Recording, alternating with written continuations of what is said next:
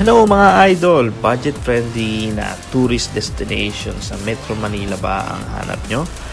Bakit hindi nyo subukang libutin ang lungsod ng Maynila? Ang Maynila ang itinuturing na kabisera o punong lungsod ng Pilipinas. Gana ito sa mga lugar na pagpapaalala sa atin sa ating kasaysayan. Samahan nyo ako mga idol at libutin natin ito.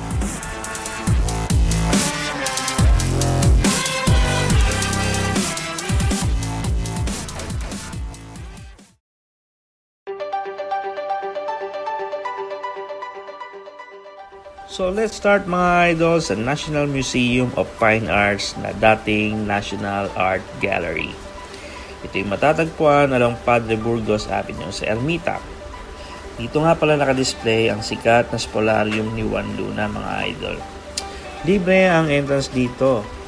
Pwedeng mag-picture pero mahigpit na pinagbabawal ang mag-video.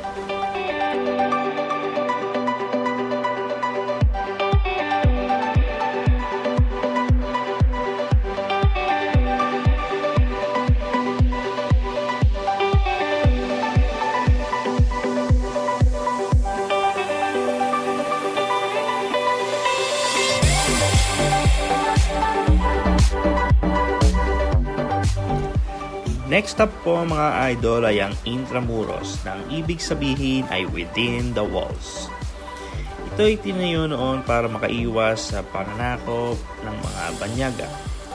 So mga idol, pasukin natin ang Intramuros dahil malaki-laki itong lugar na to. Habang maaga-aga pa at nang makarami.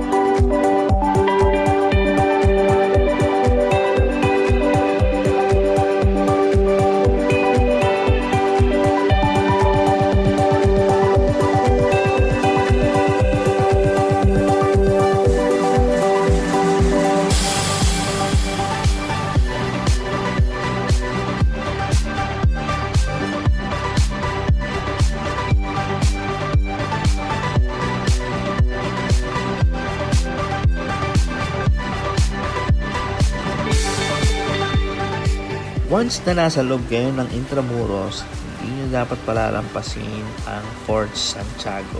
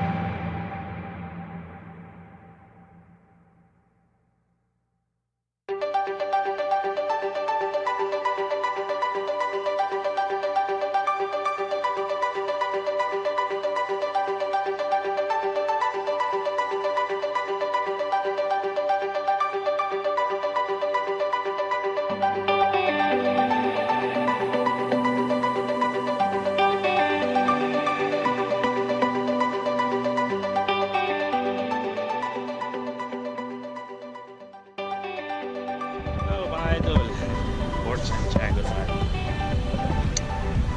Port Santiago. Port Santiago.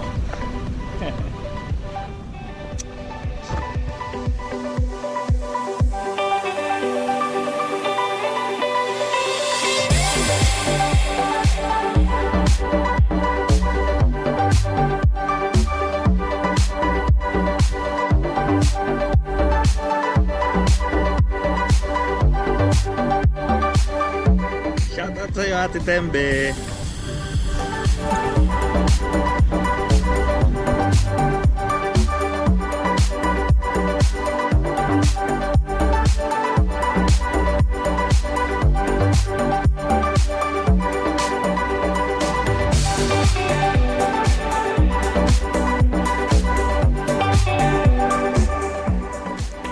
Maalala po natin na dito nakapid si Rizal sa Port Santiago bago siya in-execute sa bagong bangunan na ngayon ay tawagin ay Rizal Park.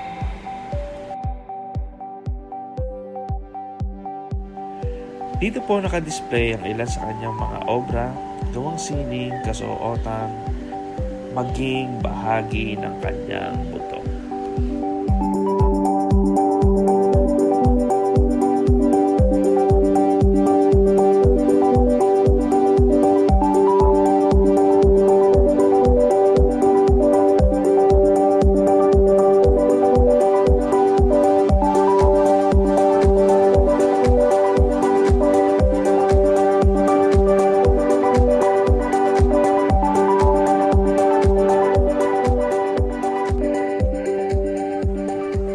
Idol, bali pa uwi na po, okay? Pa uwi na, palabas na po ako ng Port Santiago sa INTRAMUROS, okay? Natin malobot ang GoPro. Okay, tayo sa Fountain area.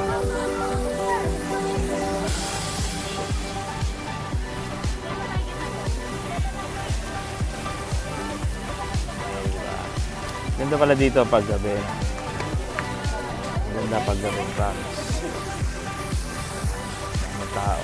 Sobrang daming taxi. Ang haba ng pila sa labas.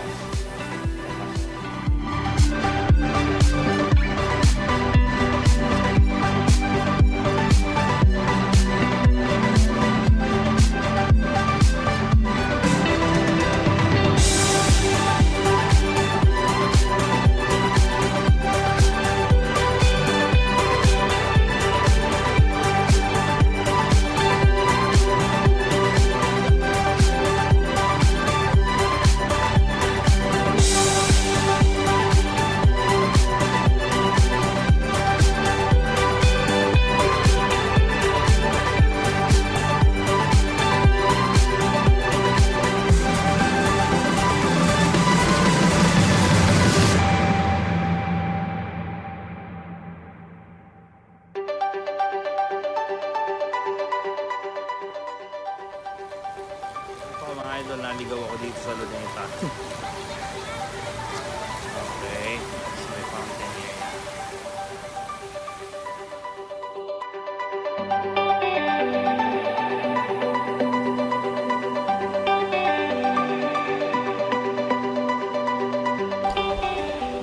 Ilang minutong lakaran lang po at mararating nyo ang Rizal Park o ang Luneta, na lalong pinaganda dahil sa makukulay na fountain tuwing gabi. Perfect na pasyalan ng pamilya at ng mga magsising iro.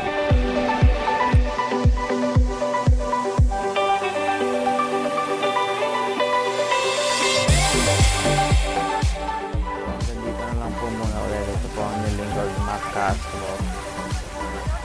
Sabing sobrang ikli ng buhay. Enjoy mo lang. Peace out.